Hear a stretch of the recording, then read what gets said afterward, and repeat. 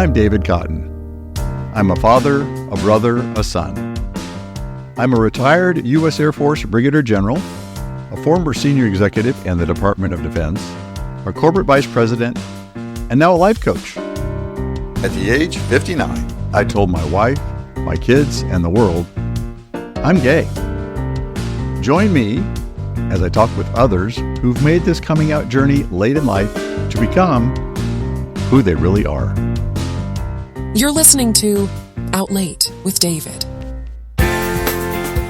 My guest today is a successful psychiatrist and a husband and grandfather who came out at age 40 after 18 years of marriage.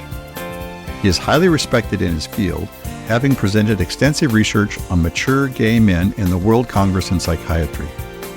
An award-winning author, he's most well known for his book, Finally Out, Letting Go of Living Straight. Today I'll be talking with Dr. Loren Olson.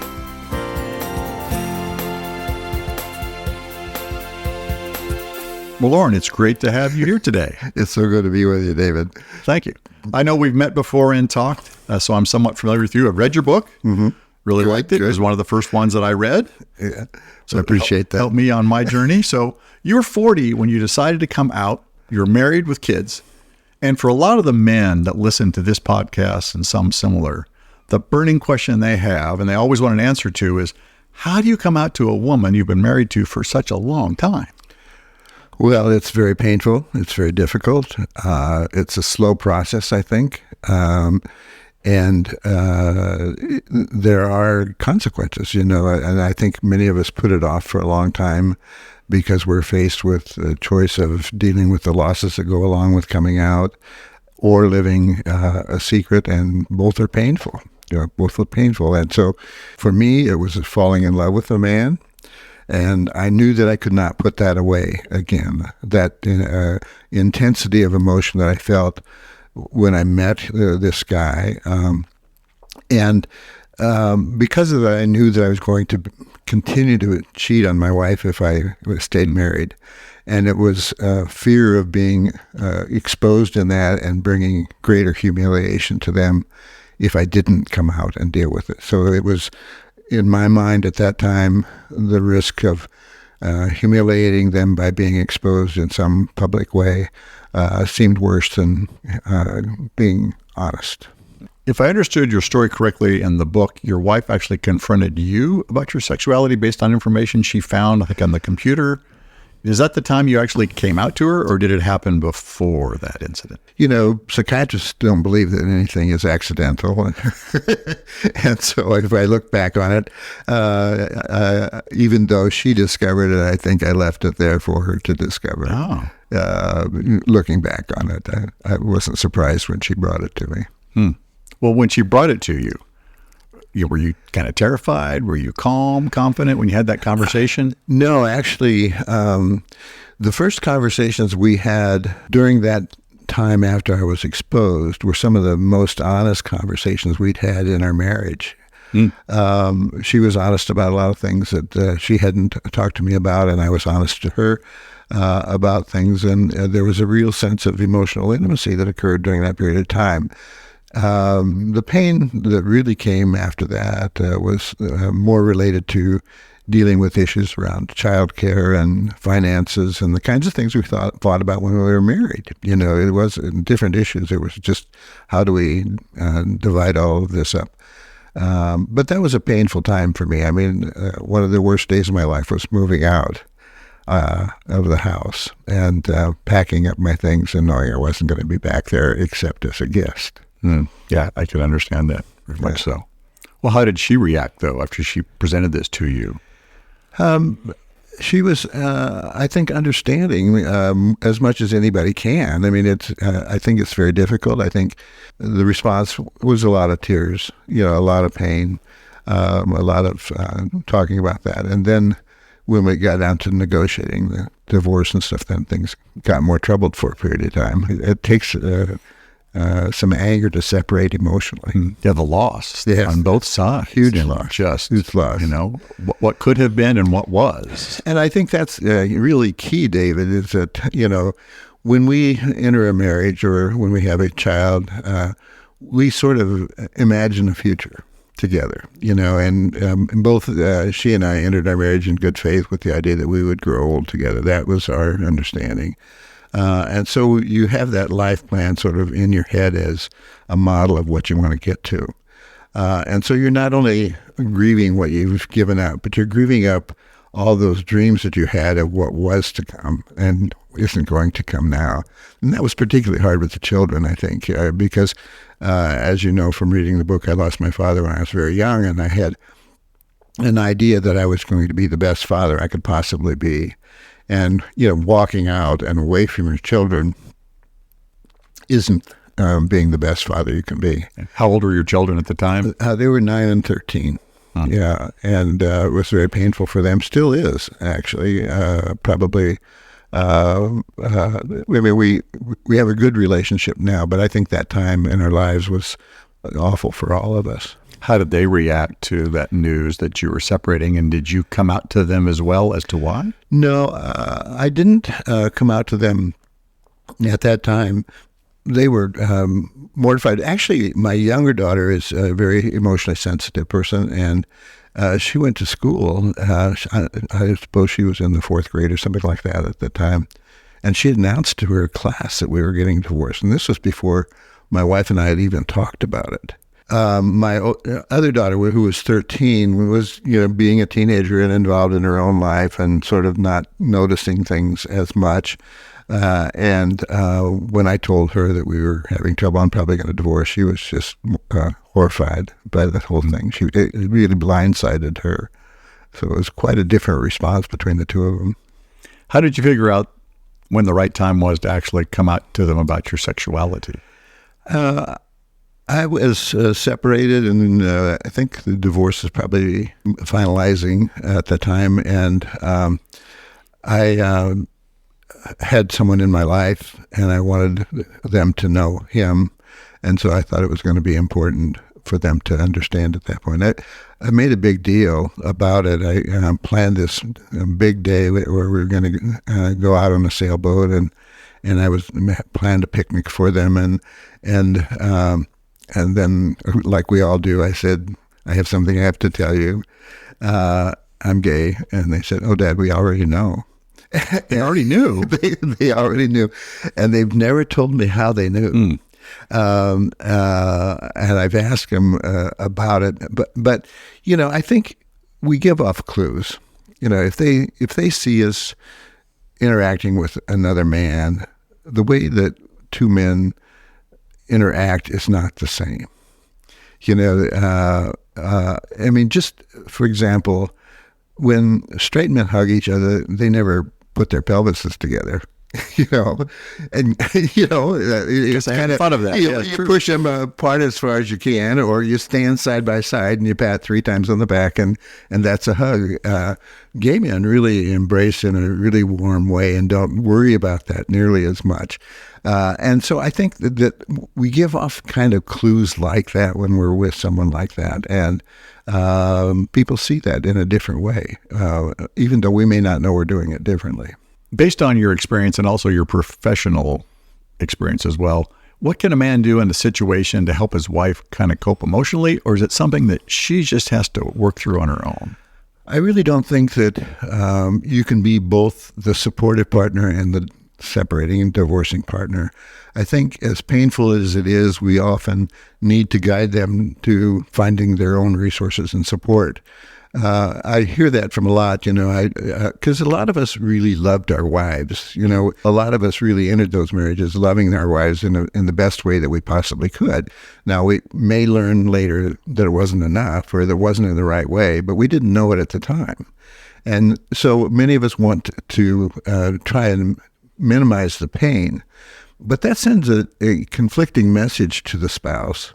That you're going to be there to be the father, protector, the provider. You're going to do all that kind of stuff. But at the same time, you're going to walk away. And it's, I think, crazy making for a lot of spouses in that situation. To build on that, in your perspective as a psychiatrist, is there a good or a bad way to come out to your spouse or partner? I think there's only bad ways. I think, it's going to hurt some spouses have some knowledge of it. Some men have told their spouses early on in the relationship. But, it's really turning their wives totally upside down. And some of them are completely blindsided by it. Some of them have suspicions. But at the same time, it's going to be painful, and there's no easy way around that. Each episode, I like to recommend a book that I found helpful in my coming out process. So it seems only fitting I recommend Finally Out, Letting Go of Living Straight by today's guest, Dr. Loren Olson. This book was one of the first I read during my own coming out journey. The book is a blend of his own personal coming out story, interwoven with insights from his perspective as a psychiatrist. In the book, he offers himself as a role model in providing vital information to gay men coming out later in life. Again, that's Finally Out, Letting Go of Living Straight by Dr. Loren Olson. You're listening to Out Late with David. In your personal situation, did you try to remain married at first and then decided separation and divorce was the end, or just went right to the... No, I knew I couldn't stay. I really went right away to the idea that we had to separate and divorce. Well, based on your experience as a psychiatrist, do people usually separate or divorce that come out as gay in a relationship, or do many of them stay together in a mixed orientation marriage? Well, certainly there are those who make those mixed orientation work. It's not easy. It's very, very difficult, I think, and it means renegotiating all the rules that you had in your relationship before. And I think a lot of honesty. I think in looking at affairs and the way that we betray spouses, that it isn't the sex that is the problem. The problem is the lies that surround it. The lack of trust. The lack of trust is absolutely the killer for the relationship. And trust can be reestablished in a relationship, but it takes a long time. And you can't just say, you can trust me now. You have to demonstrate that by your behavior over a long period of time. And so for couples who want to stay in a mixed orientation marriage, I think it's looking at what are the good rules going to be, and then being honest. In your book, Finally Out, you say you often hear the question, well, how did you know when you're gay? So how did you know you were gay? Oh, man. I think, I believe it really turned down. Someone kissed me. And, I had a lot of ideas before I came out. I mean, I was really naive. I had no same-sex experience until I came out, or until I fell in love with this guy. And I I had very basic questions. How do you do things? Who does what to what? How's all that negotiated? I had very basic questions like that, and no one to ask. But what happened was I fell in love with the guy that I met at the gym, and we started seeing each other, and very soon after we met, he kissed me, and I thought, wow, I had not expected that. And I think in many ways that kissing someone is more intimate than actually the sexual act. You're eye to eye, you're looking into each other's souls, and for me, kissing is probably the most intimate part of sex. And it was at that moment I thought, I can't give this up. This is who I am. When you were married at the time, it was during the AIDS epidemic. It was in full swing. There was a lot of anti-gay sentiment was high. And I had other guests who talked about that same time, kept them even from exploring their sexuality and stayed in the closet and didn't do anything with it. How did that time impact you? Well, it was a very difficult time. Because I had had one relationship with a guy who was also married. That was the first relationship that I had. And we were monogamous with each other, as except with our wives too. Yeah, but as that affair began to fall apart and I began to explore other relationships and things, then it became a bigger concern. It was also in the 80s, and at that time I couldn't be out professionally. There were no identified gay physicians that I knew at that time.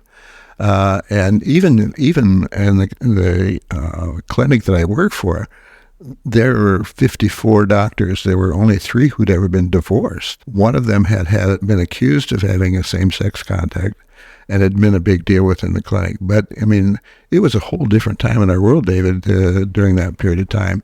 And I had a new job. I was medical director of psychiatry at a large hospital here in Des Moines.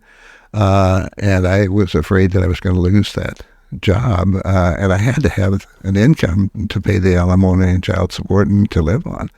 So I was very closeted. And one of the most painful things that happened during that period of time was I was sitting on a committee that was trying to develop the criteria for an HMO.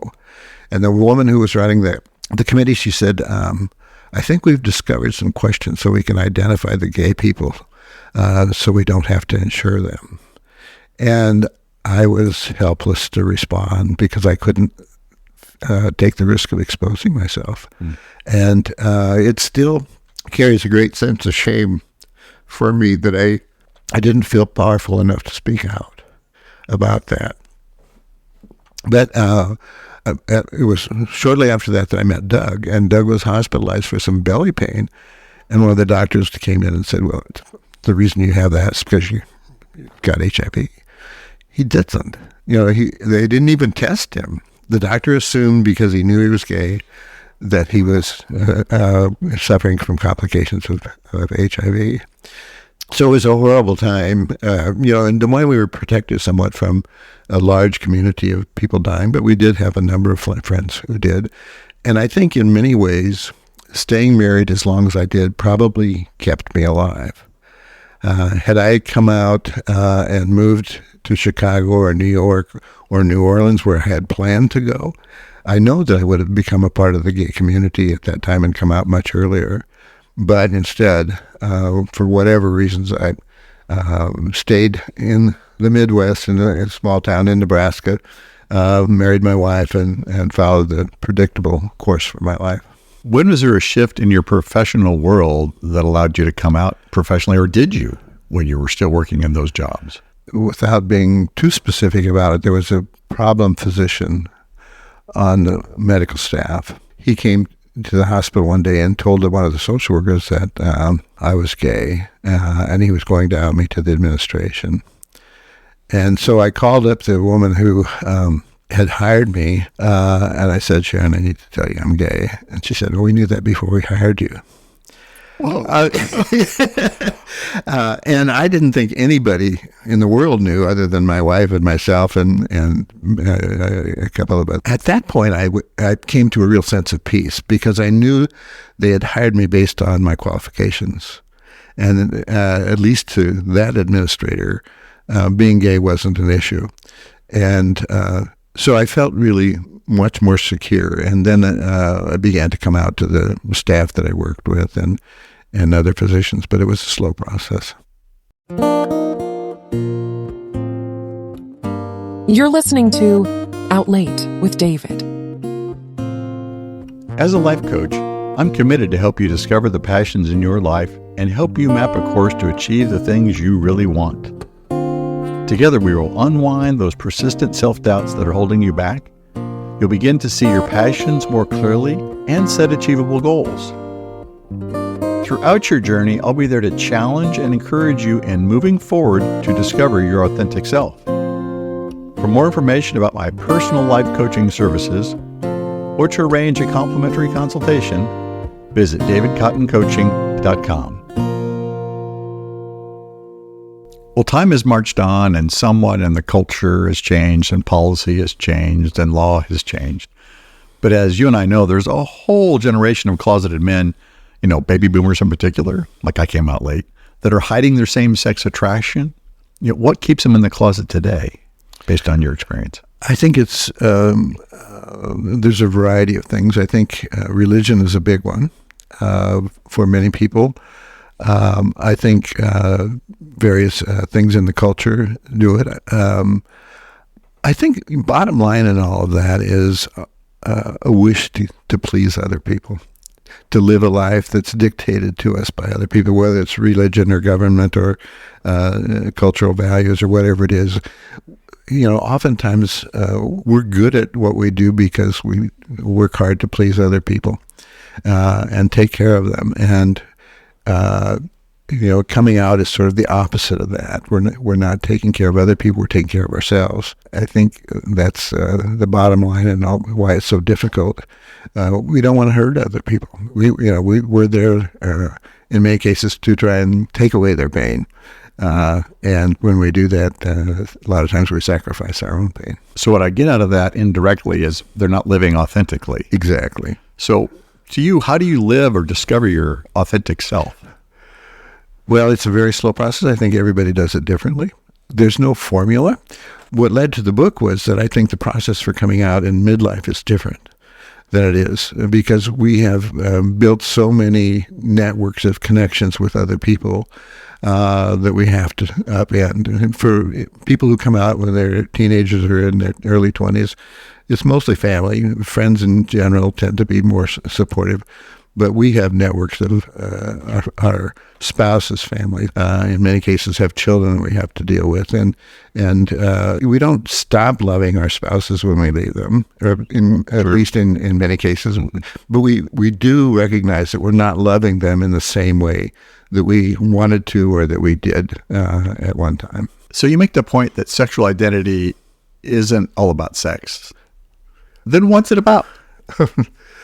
Sexual identity, that's a tough one. Sexual identity is often defined by other people than ourselves, but I don't think a person is gay until they define it for themselves. There is no definition of being gay that fits everyone, because we all want to live that out in a different way. But I think we're gay when we finally able to say, at least to a few people that we really care about, I'm gay, this is who I am, this is who I'm always going to be. Once they go through that process and say, I'm gay, then what might be the psychological steps that they need to go through to come out to their family and their community? Well, I think it depends on a lot of things who needs to know. I don't think everybody has to come out to everybody. I know I tell people it's letting in. I like the phrase coming out. I like letting in. I'm letting you into my life. I absolutely agree with that, and I love that phrase because it's really, there's only a certain number of people in our lives that we can be really intimate with and close with, that are really so important to us that we would hate to lose them. I don't think we have to all wear pride tattoos, and tell everybody. And so I think the circumstances dictates how important is this relationship to you. If this is a really important relationship and one that you want to go on for a long period of time, then I think it's perfectly important to be honest with that person about it and take the risk that that person may not accept it. So once they come out, they have the nerve to do that. What are some of the things that they can expect to experience in the months and years to follow as they go on their journey? Well, I think the biggest thing, and I think you will agree with this, is the sense of peace. A loss of that fear that you can be outed by other people because it doesn't matter anymore. When I talk to people about their decision to come out, I say, look for friends first. Look for the people that you can be with and be that will be supportive of you, because if you're going to need them long term. Your relationships might not last, and you need those people. And I worry about couples that close themselves off too much because they put all of their emotional investment in each other, and then if it doesn't work, they're left with nothing. But I think it's so critical for people who are first coming out to develop a sense of intimacy and closeness with 3 or 4 other people that they can call up and say, hey, I need to talk. And maybe it's just go for a walk in the woods and not really talk about anything, but just somebody to be with who's sensitive to what you're going through. Fantastic, yes. So you mentioned how you met your partner with his bellyache. How did you know he was the one over time? I tend to be perhaps more impulsive than I should be sometimes. I fell for Doug very quickly. We met at those times. There were only places to meet were in bars, and it was on my birthday, and I was lonely, and he was there, and he was lonely, and we dated for about a year after that. But I was ready to commit very early, and part of it, I think, was exactly what I was talking about before, that, I had this hole in my life of needing someone to be intimate with. But that was 37 years ago that we met, and we've gone through our tough times too, but it's always been the commitment to stay together that's kept us there. What do you see as your future going forward? I'm 80 years old, so in many ways it's hard to know exactly how that's going to play out. One of the nice things about being this age is the idea that you cross things off your bucket list without doing them. Because they're less important, but you also cross friends off your list that are not important to you. That so your circle narrows, but becomes more intense. When you get old, I think what you need is solid relationships with people, some financial security, and a measure of good health. And I don't project myself too far into the future. I don't try and rewrite my history because that's past. I try and live in the moment.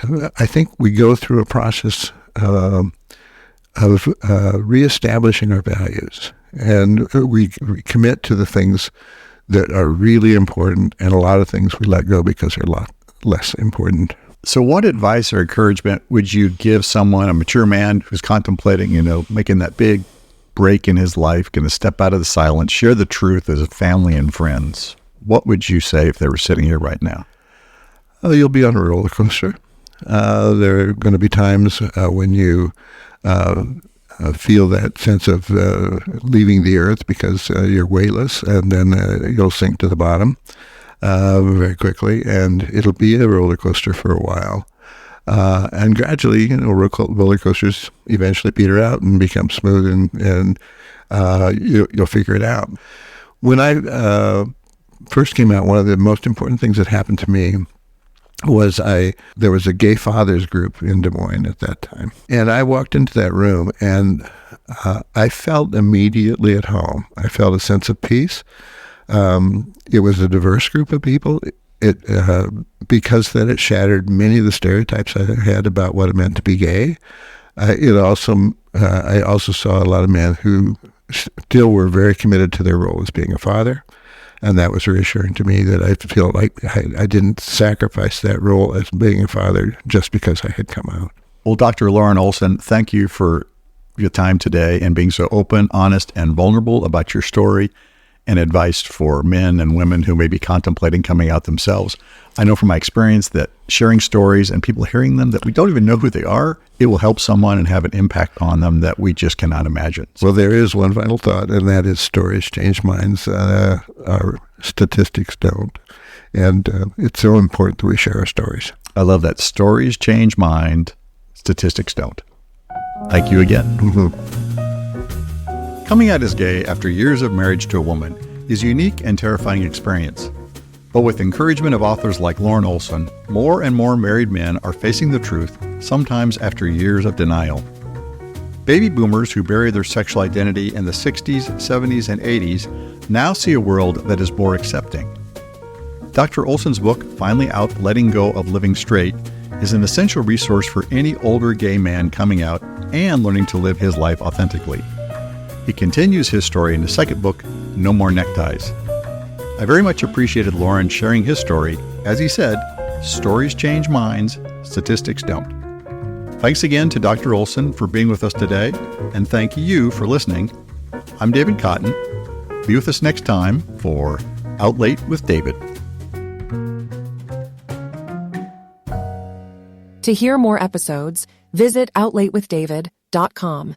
And to learn more about personal life coaching services, go to davidcottoncoaching.com.